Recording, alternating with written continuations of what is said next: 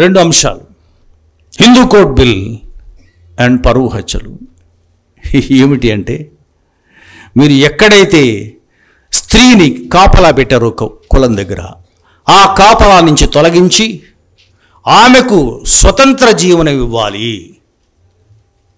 ఆమెను ఆర్థికంగా స్వావలంబన చేయాలి, ఆస్తికి ఆమె వారసురాలు కావాలి, ఆమె చదవాలి, ఆమె పేరు మీద నడవాలి, పురుషుడికి ఎంత ఉందో స్త్రీకి అంత ఉండాలి అన్న స్ఫూర్తి తెచ్చింది. కానీ ఆ బిల్లుని ఆపేశాక ఆ తర్వాత ఆయన బయటకు వచ్చినప్పుడు ఒక వివరణ ఇచ్చారు, పెద్ద వివరణ. నేను ఎప్పుడో ఈ క్యాబినెట్ నుంచి బయటకు వద్దామనుకున్నా, మరి ముఖ్యంగా ఓబీసీల గురించి వద్దామనుకున్నా, నిజంగా వెనుకబడిన కులాలకు జరిగిన అన్యాయం గురించి వద్దామనుకున్నా, 2 షెడ్యూల్ కులాలకు జరుగుతున్నటువంటి అన్యాయం మీద వద్దామనుకున్నా.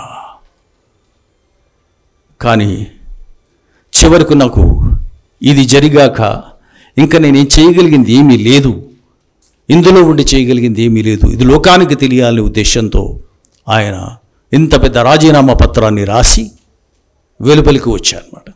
సో ఆయన రాజీనామా అన్నది పదవి త్యాగం, త్యాగానికి ఫలితం ఉంటుంది. అంబేద్కర్ లాంటి వాడు, అంత పెద్ద towering personality in this country, if he tendered his resignation, దాని ప్రకంపనలు ఎలా ఉంటాయి? ఉంటాయి.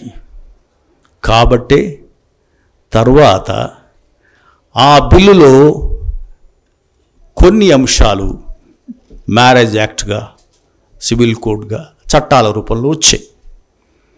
ఎందుకు వచ్చాయి? ఒక్కొక్కసారి పదవిలో ఉండడం కన్నా పదవీ త్యాగం చేస్తే ఫలితం ఉండాలి. చివరికి తన పదవినే కాదు, పదవీ త్యాగాన్ని కూడా ఫలితాన్ని తీసుకురాడు. ఉత్తి త్యాగాలు, వృధా త్యాగాలు చేయకూడదు. త్యాగానికి ఫలితం ఉండాలి, ఫలం ఉండాలి. సో అది కాబట్టి ఉమ్మడి కుటుంబం అనే దానిని, ఎందుకంటే ఆ కుటుంబం లోపల దాకుందనమాట. అంటే కులం గుట్టు తాళి బొట్టులో ఉందని అక్కడే ఉంది.